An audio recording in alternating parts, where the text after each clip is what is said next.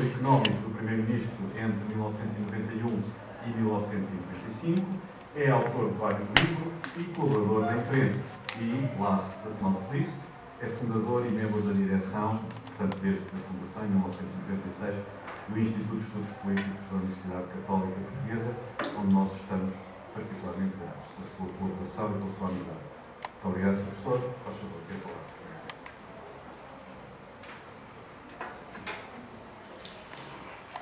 Olá, meus amigos, boa tarde a todos. Eu, nestas circunstâncias, tenho sempre vontade, não de agradecer o convite, mas de desculpa do convite, porque isto vai correr mal e, enfim, mas pronto, a culpa não é minha.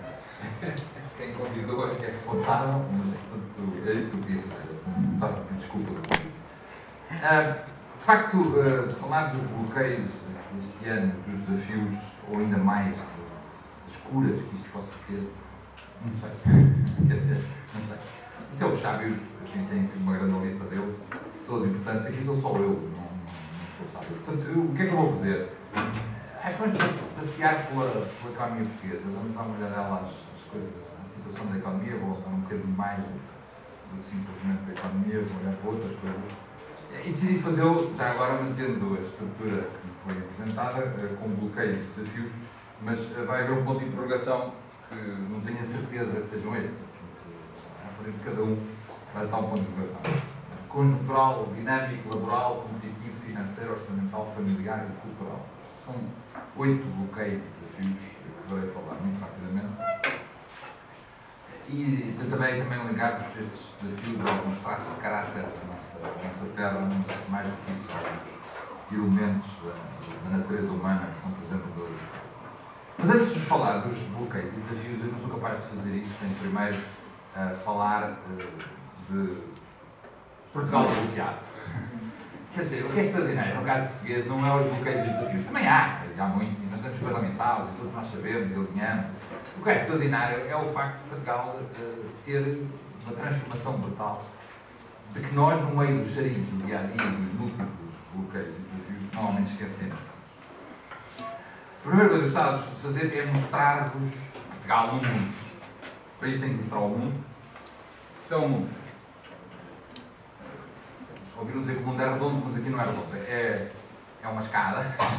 O gráfico este gráfico é composto assim de maneira. Cada país é uma barra, a base é a população e a altura é o produto por pessoa. Portanto, a área abaixo da linha é o produto total. Está bem?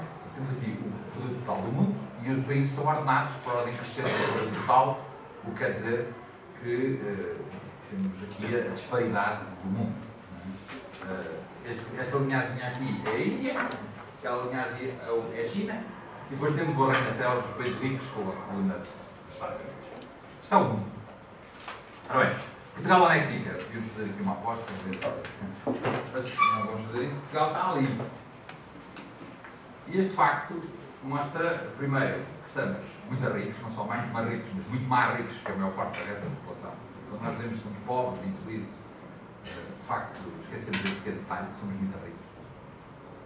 Mas mais, isto também explica porque é que nós estamos sempre a falar nos bloqueios e nos desafios, porque nós passamos a vida a comparar-nos com o arranha-céu que está ao lado, não é? Esse é que é o ponto. É que não nos interessa que nós sejamos mais ricos e muito mais ricos do que a maioria da população mundial, estamos sempre a olhar para o buraco ao lado. Mas, sobretudo, talvez o facto mais extraordinário é que esta mesma coisa, há 50 anos, aliás, há 50 anos, em 1950 era assim, e ali era. Portanto, esta foi a evolução. Portugal, de facto, nos últimos 50 anos, avançou imenso, aproximou-se imenso dos países mais ricos. Estamos a uma grande distância. E isto não tira nada aos defeitos que vamos ver a seguir, aos bloqueios e às nossas limitações, tudo isso é verdade, mas vale a pena começar a perguntar este ano. Aliás, vou mostrar a mesma coisa de outras maneiras, de várias maneiras diferentes. Outra coisa que vos vou mostrar agora é a evolução do produto português, tem que ser sempre por pessoa, porque os países são muito diferentes em termos de dimensão. Portanto, se vimos em termos de produto per capita, esta é a situação de Portugal no mundo. Temos, isto não se vê às vezes muito bem, isto aqui são as principais zonas do planeta. Portanto, esta linha de cima são os mais ricos, é os Estados Unidos, o Canadá, a Austrália e a Nova Zelândia. Portanto, a América do Norte vai ali em cima. Este é o que se vê pior. Depois aqui temos os países ricos da Europa. Depois temos os países pequeninos, grandes da Europa, os pequeninos da Europa. Depois aqui para baixo temos os outros. Esta linha é Portugal. Portugal, de facto, está entre os ricos, que são essencialmente o Norte da África, Norte da América e a Austrália e a Nova Zelândia, os grandes países da Europa, os pequenos países da Europa, nós estamos aqui, mas depois cá para baixo, esta zona aqui, coitada, é a União Soviética, etc. Aqui temos a África, cá em fundo. Portanto, esta é a situação do mundo. Mas o mais extraordinário é que se nós fizermos agora um outro exercício, que é considerar todos iguais em 1950, portanto, se os puséssemos todos iguais em 1950, só para ver o que é que aconteceu ao desenvolvimento desde 50 para cá, a situação é esta. Em Portugal é esta linha de cima. Todas as regiões cresceram bastante menos que Portugal. Ultimamente, de facto, há aqui uma zona que é os grandes países da Ásia, acho que sabem quais são, que de facto estão a crescer muito mais, já ultrapassaram Portugal, tiveram um grande desenvolvimento ultimamente, mas Portugal foi de longe, no grande período até à estagnação mais recente, e são os bloqueios que vamos falar daqui um bocadinho, a zona que mais cresceu de todas as outras. Evidentemente isto não é justo, porque eu estou a comprar um país com regiões que são médias de vários países. Se eu quisesse olhar para países individuais, fica esta salganhada toda, que não é fácil de entender, estão identificados os países que cresceram mais que Portugal. Portugal está aqui, este é Portugal, estes são os países que cresceram mais, que são os que toda a gente sabe. Enfim, a Guiné Equatorial, se calhar não sabíamos, mas tirando isso, temos a Coreia do Sul, Taiwan, Botsuana, Hong Kong, o Japão, a China, a Singapura, são países que cresceram de facto mais que Portugal. A Espanha, a Grécia e a Irlanda também cresceram mais que Portugal nestes.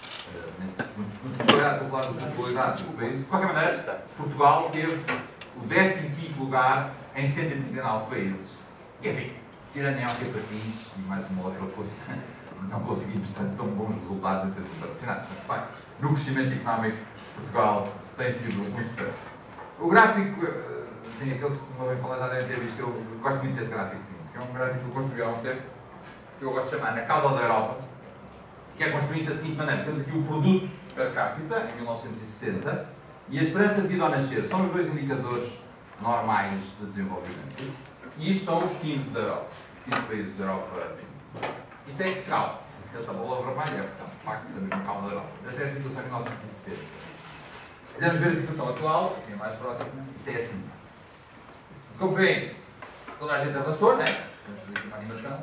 Toda a gente avançou, mas sobretudo o ponto que eu gostava de sublinhar é que aqui nós éramos uma cauda muito comprida, estávamos na cauda, estávamos muito abaixo, nós não pertencíamos claramente àquele grupo, enquanto que agora pertencemos ao grupo, quer dizer, é um grupo que nós estamos a fazer parte já.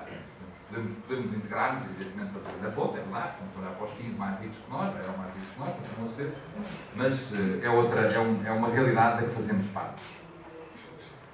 E depois, não queria parar este último momento sem falar da nossa eterna inimiga, a Espanha.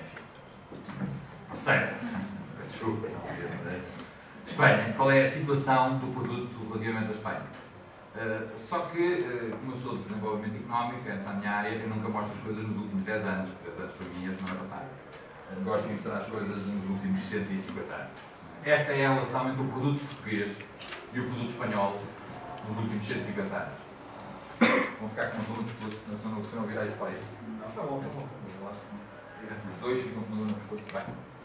Portanto, reparem, esta linha aqui embaixo era se nós tivéssemos o mesmo produto que a Espanha, mas de facto temos menos produto que a Espanha, a Espanha está sempre acima. No século XIX andou muito acima, tinha níveis de 70% acima dos portugueses. Isto é a Guerra de Espanha, a catástrofe espanhola, quase que colámos à Espanha nessa altura. Depois a Espanha recuperou. Depois nós recuperámos, temos andado, desde que entramos na Europa, nós entramos na Europa nessa altura, de facto, tivemos uma fase de aproximação muito significativa. Podemos dizer que desde o 25 de Abril, que é esta zona aqui, nós aproximámos significativamente da Espanha, não perdemos, entretanto, nos últimos anos, quando a Espanha cresceu como ninguém e nós, de facto, não crescemos nada, perdemos outra vez tudo o que ganhámos. Podemos dizer, com poucas palavras, que aquilo que ganhámos nos primeiros 20 anos, desde o 25 de Abril, perdemos.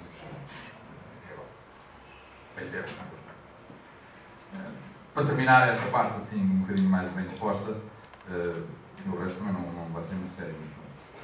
Queria só mostrar-vos Portugal este desbloqueio de 3 maneiras diferentes. Tenho aqui 2 fotografias da Avenida da Liberdade, uma em 1946 e outra hoje, em 2019. Depois, Educação Cultural. Dispensa comentários. Como isto é um instituto político, eu achei que também devia fazer uma análise política para